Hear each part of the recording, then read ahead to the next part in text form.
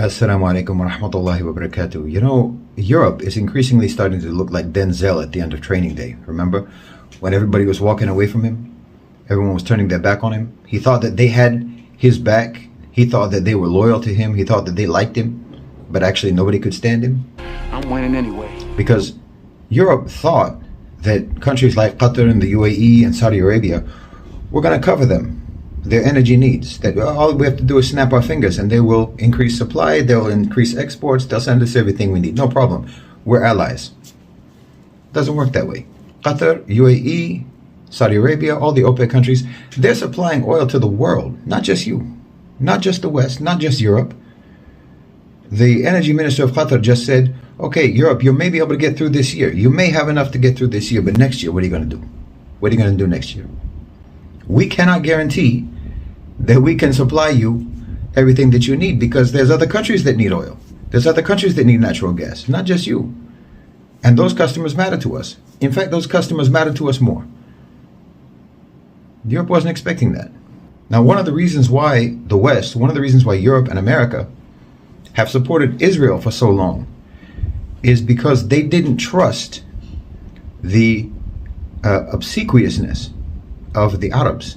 They didn't trust the subordination of the Muslims in the Middle East. They thought that as soon as they have the ability to be independent, as soon as they have the capacity for autonomy and sovereignty, they will exercise it. We need them to be dependent. We need them to be client states. They didn't trust, America and the West didn't trust that the Arab Muslim countries would be reliable client states if they had the option not to be. If they had the freedom, if they had the power, if they had the sovereignty and the autonomy to not be dependable, reliable, subservient client states, that then they wouldn't be. Turns out they were right.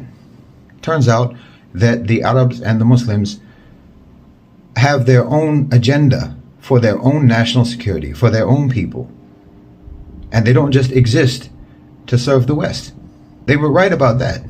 So America and Europe, the West, chose to support Israel, knowing that Israel would never be independent, knowing that Israel in that region would never be independent, would always be reliant on Western aid and support.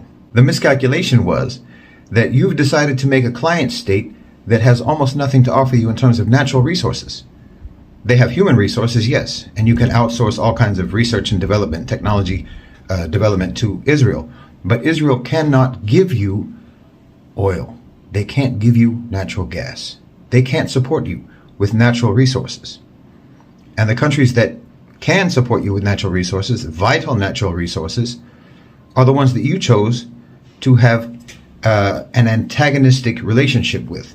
You wanted to bully them, and you thought that by bullying them, you could bully them into friendship. Now you're seeing what the situation really is. Bullying people does not build friendship, it doesn't build loyalty, and bullying nations doesn't build alliances. Jazakumullahu khairan wa assalamu alaikum.